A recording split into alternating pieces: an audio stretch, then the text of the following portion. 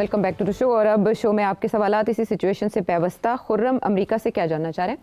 City साहब, पाकिस्तान का जो रद्द अमल है इंडिया के अगेंस्ट, उसे अगर हम 2019 के रद्द अमल से कंपेयर करें तो डोंट यू थिंक कि इस दफ़ा ज़्यादा एग्रेसिव और ज़्यादा हार्ड है हमारा रद्द अमल? इसे आप जनरल आसिम मुनीर और जनरल बाजवा की सोच में फ़र्क कहेंगे या शहबाज शरीफ और इमरान खान की गवर्नमेंट का भी कोई रोल है इसमें? नहीं, बड़ी सिंपल सी है तो जवाब है। 2019 में इंडिया ने एक कदम उठाया था और वो एक कानूनी तौर पे कदम था, उसमें कोई वॉर मंगरिंग नहीं थी। उन्होंने कोई आपकी स्पेस नहीं कैप्चर की, उन्होंने कोई मिलिट्री एक्शन आपके ख़िलाफ़ नहीं किया, ना धमकी दी। उन्होंने बैठे बैठे एक कागज़ के ऊपर एक कानून पास कर दिया था। तो उसके रिएक्शन फिर की इसी किस्म का होना था ना। कोई जंग की बात तो हो नहीं सकती थी, बिकॉज उससे पहले तो आपने अमन की बात की हुई थी उनके साथ, ceasefire and so on and so forth. तो इसलिए there was no reaction from our side कि हमारा तो मौक़िफ़ ये था कि जो उन्होंने किया वो है ही इलीगल, तो अब उसके ऊपर हम क्या ज़्यादा शोर डालते। हम तो कहते थे अब तो मानते ही नहीं हैं 370 को, आर्टिकल 370 को। हम तो कश्मीर रेजोल्यूशन की बात करते हैं। ये स्पेशल स्टेटस तो है, ये तो कश्मीर वालों ने अंदर किया हुआ, हमारे साथ तो मसला और है, प्लेबिसाइट का मसला है। तो इसलिए our reaction was very normal. मगर फिर हमने थोड़े आगे बढ़ गए हम और हमने कहा कि अच्छा जी, हम अब तजारत भी बंद कर देंगे, ये कर देंगे, वो कर देंगे। मगर इंडिया की तरफ से तो कोई रिएक्शन नहीं था उस वक्त। उन्होंने काम किया, आपने थोड़ा बहुत रिएक्शन किया।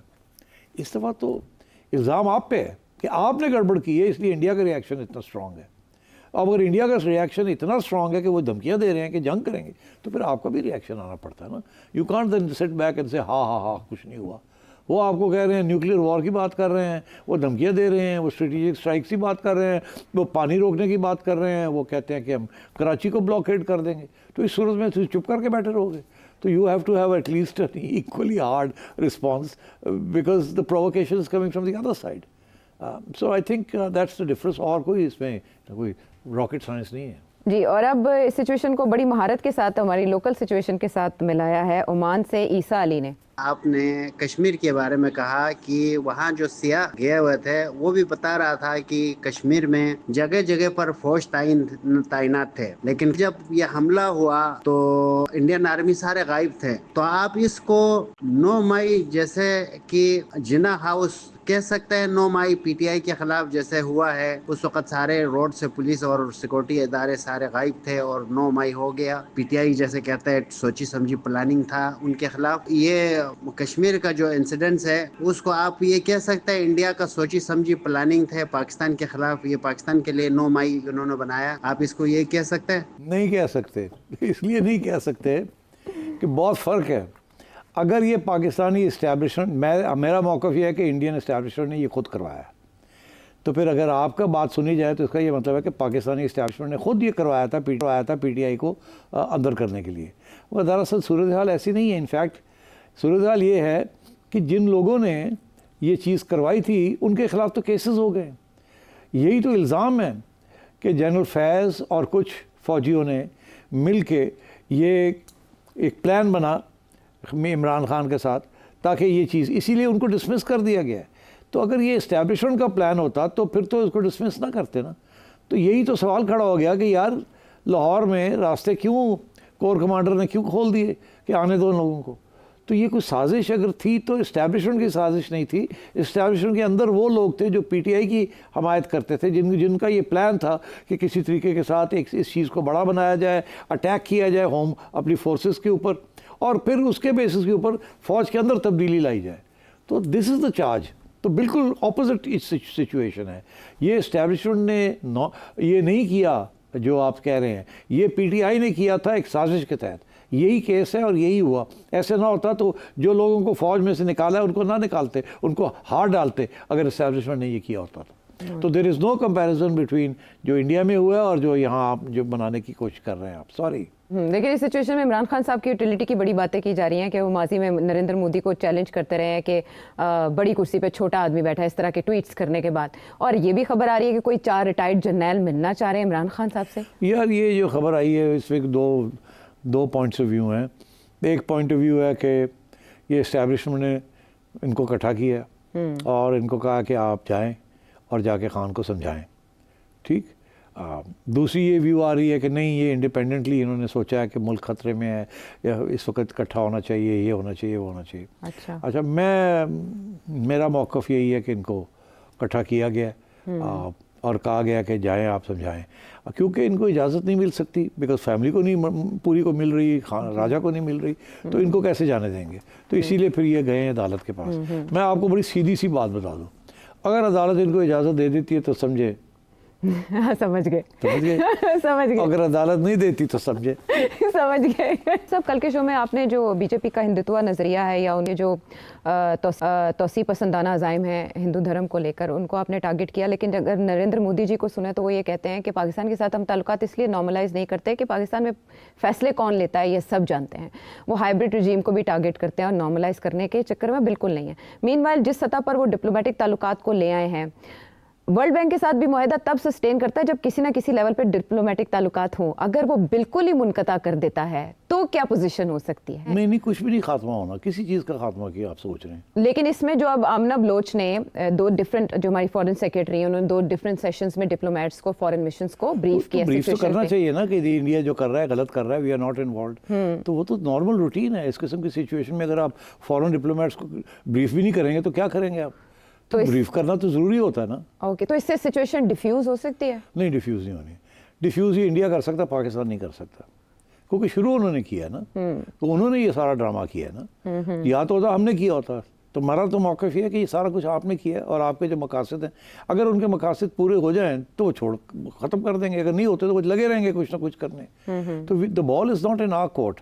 हम तो एक रिएक्टिव फोर्स हैं, जो वो करते हैं हम रिएक्शन करते हैं। और हम ये कह रहे हैं कि ख्वाजा साहब ने यही कहा है ना कि इंटरनेशनल कम्युनिटी को पता होना चाहिए कि ये this thing can get out of hand. तो उन्होंने ये तो नहीं कहा कि हमें आके समझाया कि इंडिया को समझाएं। वही तो धमकियाँ दे रहा है वॉर की। हम तो नहीं धमकी दे रहे वॉर की, इंडिया दे रहा है ना। तो इस सिचुएशन में इंडिया को समझा सकता है कोई? कोई नहीं समझा सकता। इंडिया को कोई नहीं समझा सकता। इंडिया को खुद पता है कि उन्होंने क्या किया है। इंडिया को पता है क्या करना है आगे। इंडिया को पता है किस हद तक किसको आगे बढ़ाना है और किससे आगे नहीं बढ़ाना। तो इंडिया विल डू कैलिब्रेटेड किस्म की अप्रोच होगी। और बाकी दुनिया का इंटरेस्ट नहीं है इसमें। अभी वो रियल थ्रेट ऑफ वॉर है ही नहीं। दुनिया नहीं समझती कि there is a real threat of war. Indian media को नोबडी टेक्स इट सीरियसली। ये जो लगे हुए हैं इंडियन, अभी या तो नरेंद्र मोदी कहे ना कि जी we are getting ready for war, वो तो ये नहीं कह रहा। वो तो कह रहा है कि जो जिसने किया है हम पीछा करेंगे। यार ये तो नॉर्मल स्टेटमेंट है ना। तो हम भी दुनिया तो के हर कोने में हम कहते हैं ये BLA ने जो किया हम नहीं छोड़ेंगे, हर नुक एंड कॉर्नर के पीछे जाएंगे। ये तो स्टैंडर्ड ऑपरेटिंग प्रोसीजर है। इससे कोई नई बात नहीं समझ आती। तो इसलिए मैं नहीं समझता कि India is in a mood to listen to anyone. वो तो चाह रहा है कि उनकी बात कोई समझे, उनको सपोर्ट मिले। वो नहीं मिलेगी उनको। सो अब उनको सोचना पड़ेगा कि कहाँ जाना है यहाँ से इसके बाद। और आहिस्ता आहिस्ता मैं आपको बताऊँ इंडिया के अंदर भी आवाज़ें खड़ी होनी शुरू हो जाएंगी कि ये जो सारा ड्रामा हुआ है इसको वो चैलेंज करना शुरू करेंगी। छोटी छोटी चीज़ों के ऊपर कांग्रेस, अपोजिशन पार्टीज और जो चंद इंडिपेंडेंट मीडिया है वो सवाल खड़े करने करेंगे। डर ये लगता है ना कि जब आप इंडिपेंडेंट किस्म के सवाल करते हैं इस किस्म की नेशनलिस्टिक और सो कॉल्ड पेट्रियाटिक सिचुएशन में, तो लोग आपको गालियाँ देते हैं। तो इसलिए आप ज़रा ख्याल से, फिर मीडिया भी ज़रा ख्याल रखता है। और वो 4-5 जो इंडिपेंडेंट ऑर्गन्स हैं वहाँ, वो भी बड़ा ख्याल करके बात करते हैं। अभी तो सारों ने ये बात कर ली है कि जी इन पाकिस्तान ने किया। किसी ने अभी तक ये नहीं कहा कि यार थोड़ा सोचो कि पाकिस्तान ने क्यों किया, उसको क्या फ़ायदा था ये काम करने का। लॉजिक नहीं आ रही। मैंने लॉजिक समझाई है कि हमारे लिए कोई लॉजिक ही नहीं बनती कि हम ये काम करें। हमारा तो नुकसान हो जाता है। इंडिया का नहीं नुकसान होता, हमारा नुकसान होता है। इंडिया का नुकसान होगा जब इंडिया इसको अप करेगा। अभी कोई इंडिया का नुकसान नहीं हुआ, नुकसान तो हमारा है। हमारे ऊपर इल्ज़ाम लग गया जी आप लोग पहले पालते थे इस किस्म के लोग, अभी हम FATF से निकले, मार के निकले। तो फिर ये एक प्रेशर पड़ जाता है आपके ऊपर कि जी ओहो अभी भी लोग यहाँ बैठे हुए हैं जो ये करते हैं। फिर वो FATF वाले आ जाएंगे। इंडिया तो यही चाहेगा कि आपको फिर घेराव किया जाए। तो हम क्यों इस किस्म की चीज़ करें। अभी हाल ही में जनरल बाजवा और आर्मी इस्टेब्लिशमेंट ने ये फैसला किया था कि अब हमने फोकस करना है on Jio economics. Jio economics का ये मतलब नहीं है कि आप इंडिया के साथ पंगे लें इसके साथ। तो सवाल ही पैदा नहीं होता। ये तो हमारे हक में नहीं जाती ये बात कि ये सब कुछ जो हुआ है it is hurting us, it is not hurting India, it is hurting us. तो ये कोई यहाँ भी कुछ आवाज़ें खड़ी हो जाती है ना कि जी नहीं इसमें शायद हमारा भी हाथ हो। कुछ लोग PTI के अभी भी गालियाँ दे रहे हैं।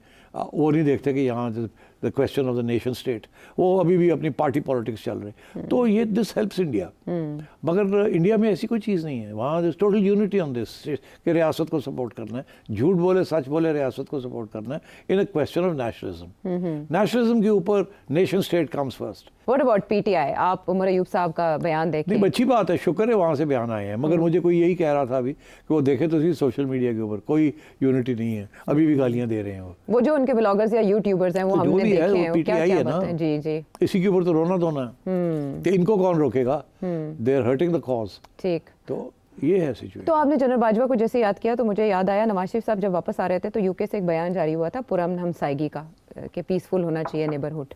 मईशत को भी उन्होंने साथ ही जोड़ा था कि इसी से मुमकिन कब की बात है? ये जब अक्टूबर 2023 में वापस आ रहे थे नवाज शरीफ साहब। तो ये स्टेटमेंट पाकिस्तानी मीडिया में बहुत बजी थी कि नवाज शरीफ साहब भारत के साथ मामलात को नॉर्मलाइज करेंगे। फिर जयशंकर साहब जब पाकिस्तान आए SCO के लिए और मीनवाइल कुछ भारतीय सहाफ़ी आए तो नवाज शरीफ साहब से मुलाकात के लिए गए, मरीम नवाज भी थी वहाँ पे। तो यूँ लगा कि जैसे वो इस सिलसिले में कोई किरदार अदा कर सकते हैं, और आपने भी बात की थी तज्जिए में कि नवाज शरीफ साहब का किरदार माजी में भारत के हवाले से क्या रहा है। इस सिचुएशन को डिफ्यूज करने में नवाज शरीफ साहब आगे आएंगे? चले बलूचिस्तान में तो मेरा उनका ख्याल है किरदार बड़ी पीछे रह सेंसिटिव गया। सिचुएशन है। अगर मुझे मियाँ साहब पूछेंगे तो मैं कहूँगा कोई ज़रूरत नहीं आने की इस वक्त। ये बड़ी सेंसिटिव सिचुएशन है। इस वक्त इंडिया का मूड कुछ और है।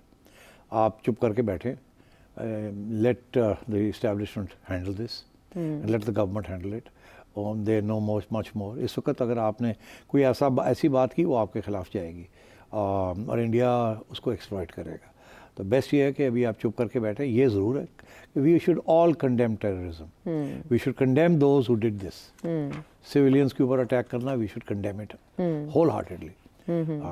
और वो मियाँ साहब भी करें, सब करें, करना चाहिए। मैं थोड़ा सा सोचों में पड़ गया कि हमारे फॉरेन ऑफिस ने जो लफ्ज़ इस्तेमाल किया वो जब ये हुआ तो कहा कि we are concerned about this. इससे ज़्यादा करना चाहिए था, कंडेम करना चाहिए था। मगर मुझे समझ आई ना कि कंसर्न क्यों कहा उन्होंने, कंडेम क्यों नहीं कहा। क्यों? कि जब बलूचिस्तान हुआ हमारे साथ तो इंडिया ने कंडेम नहीं किया। जब हमारे साथ टेररिज्म होती है तो इंडिया नहीं कंडेम करता। तो फिर ये वही है ना इंडिया पाकिस्तान का। आप नहीं करते तो हम क्यों करें? कोई असूल नहीं है तो हमारे पास भी फिर कोई असूल नहीं है। टिट फॉर टैट, ये पुराना हमारा मसला है। इंडिया ने आज तक जो पाकिस्तान के अंदर टेररिज्म हो रही है, जो TTP कर रही है, ये BLA कर रही है, कभी कंडेम नहीं किया। पंजाबी मारे जाते हैं, एथनिक क्लेंजिंग होती है कि इंडिया ने कभी कुछ नहीं कहा। तो फिर हमारा फॉरेन ऑफिस, हमारी सर्विस, फिर व्हाई शुड वी?